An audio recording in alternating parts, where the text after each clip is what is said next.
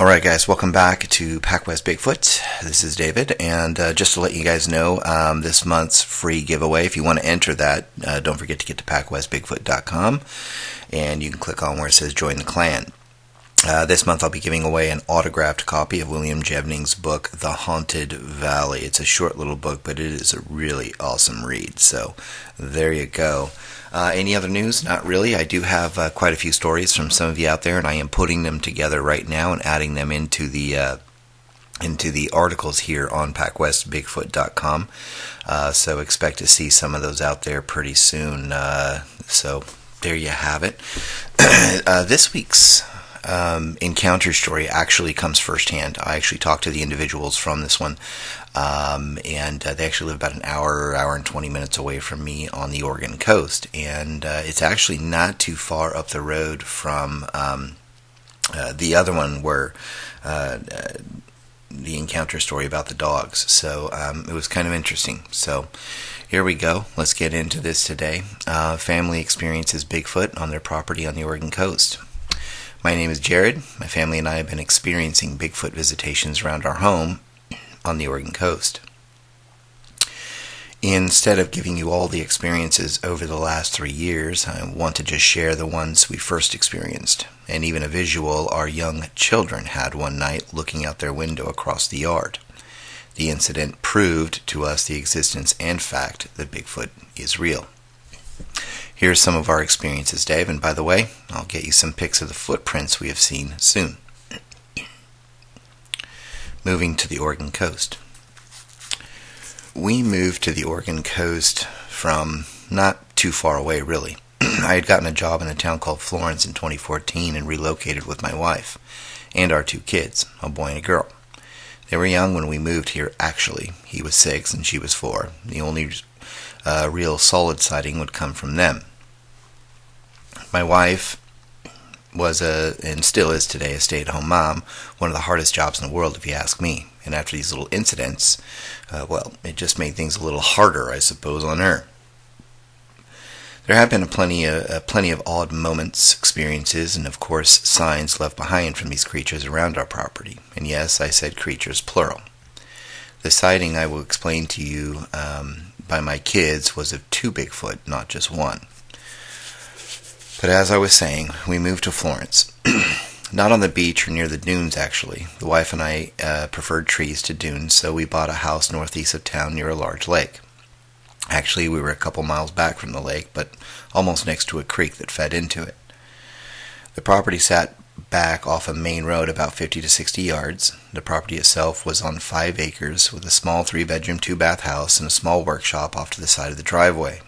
There were 2 trails that would lead, one to the lake and the other to the creek. Personally, before everything started up, I had taken a walk down one of them one day, the one to the lake. I met one of the few neighbors about a mile in. He was a nice older man, around 75, if I had to guess, maybe a bit older. He was kind, cordial, but a little weird, to tell you the truth, and the oddest thing was the fact that he was walking with a baseball bat in hand. I did not ask and did not offer any reason for it. We introduced ourselves, chatted about the trail, and how far away he lived and exactly where, and that was it. Later I would come to know why he had that bat, and why he was armed with a gun I could not see at the time. So here are a few of the major things we started noticing and some of the experiences we had. The screaming trees. We were about 2 months into living there, and really loving it actually, when the first of the weirdness would start to happen. And just so you know, while the weirdness still continues today, somewhat, we are not scared of these things, but we are aware and do practice a great amount of caution. Besides, we think they're gone currently, but we are not sure. Maybe they do migrate from time to time. Either way, it has been over a month or so since we've heard or found anything. Anyways, it started with my wife. She was hearing screams one late afternoon or early evening. I was working late that day. I would not be home until after dark. It was actually getting dark by 5 p.m. at that time. My wife said she was out playing with the kids in the yard when she heard what she could only describe as screaming from the lake. Well, not the lake itself, but in that general direction. There were at least 3 to 4 screams, she recalls. At first, she believed it to be that of a mountain lion nearby, but something about the screams as they came made her believe it was something else. By the third scream, it had moved closer to the house, still a pretty good distance off, but louder and closer nonetheless. At this point, she would hear one more before they stopped, and she said it sounded almost human, or human period. It was guttural at first, and then grew into a wild-like, high-pitched scream of sorts. It was loud, even though you could tell it was far off. Whatever was making that sound had to have some extremely large lungs, she would say. She took the kids and went inside, to their disappointment, of course, but she wanted to be safe. We had just moved here, and things were still a little unfamiliar. The scream stopped for a few weeks, but eventually, one night around 1 a.m. in the morning, I swear I was woken up to a scream off in the woods, but I did not hear it again when I was awake, fully awake, so I gave it up to having a dream. Snap trees and footprints.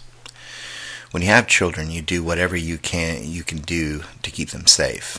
Eventually, when I would come to learn about something extremely scary they'd experienced one night, well, a couple of times that we know of, we would start to consider moving away.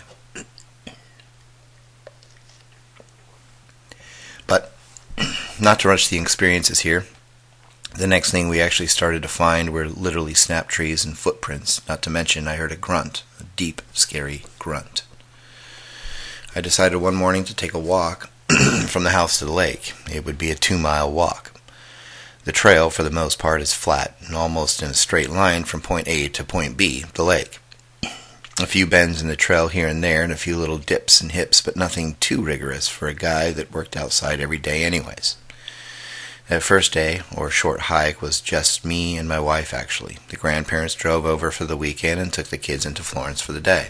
It was a great day, no clouds I remember.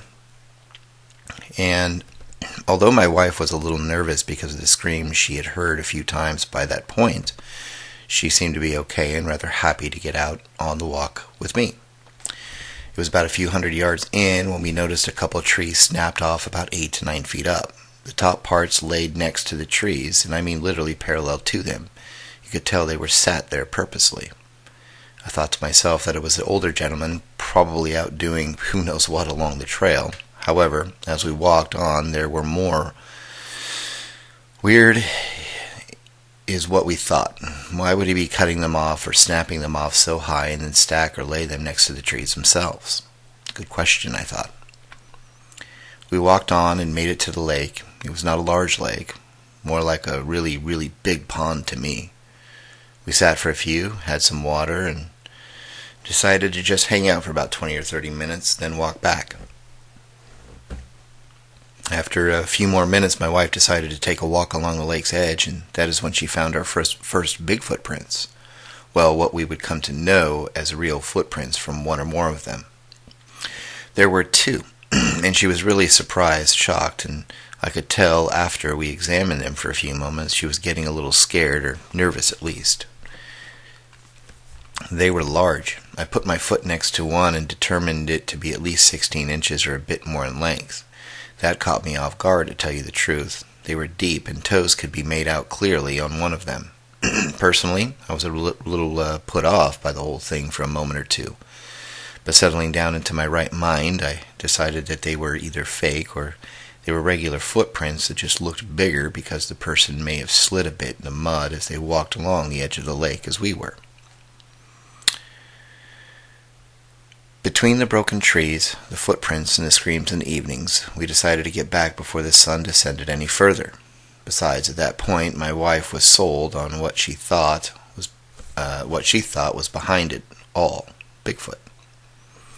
The whole way back we discussed it, and as a doting husband, I did take into consideration the possibility of such a creature, animal, or whatever people believe it to be, could exist around here. The forest is thick here, and there is plenty of other predators that can live out here, so why not a Bigfoot? There's plenty to eat out here. I just hope it was not us. The thought played in my mind for a couple weeks, then it hit me like a bag of bricks what I heard from my son and my daughter one afternoon. Kids and the monkeys.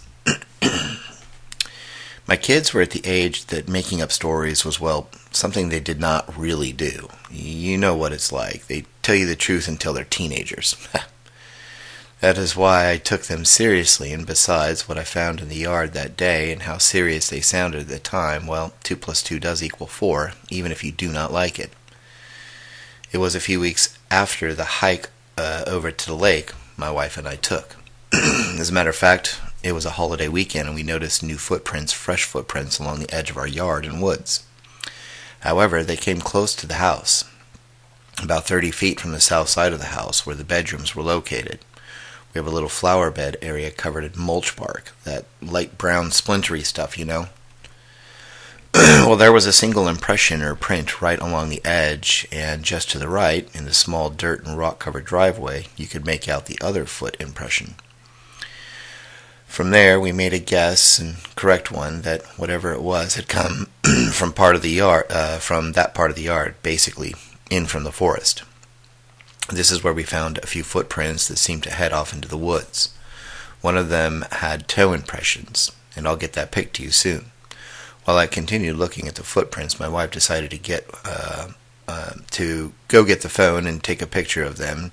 They did not turn out at all like we wanted to, but you can see something.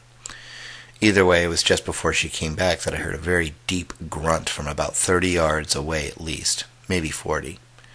It did not sound like a bear or a cougar. Besides, cougars do not grunt really, or at least not that I know of. After that, I thought I heard footsteps, bipedal, walking off into the distance. It was at that moment that I started to really think Bigfoot was real. A few minutes later, I would believe it 100%.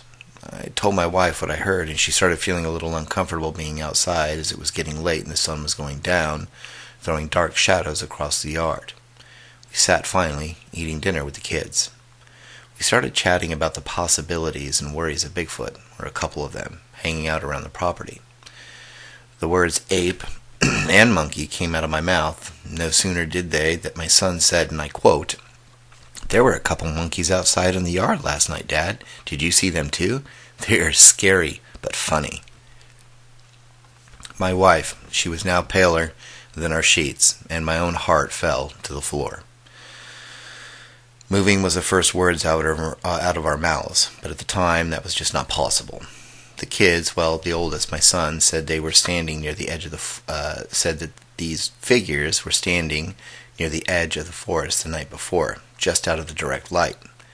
Except one decided to walk closer eventually, and he said it came from the opposite direction from where the one he was watching was standing at the time. So there were two of them.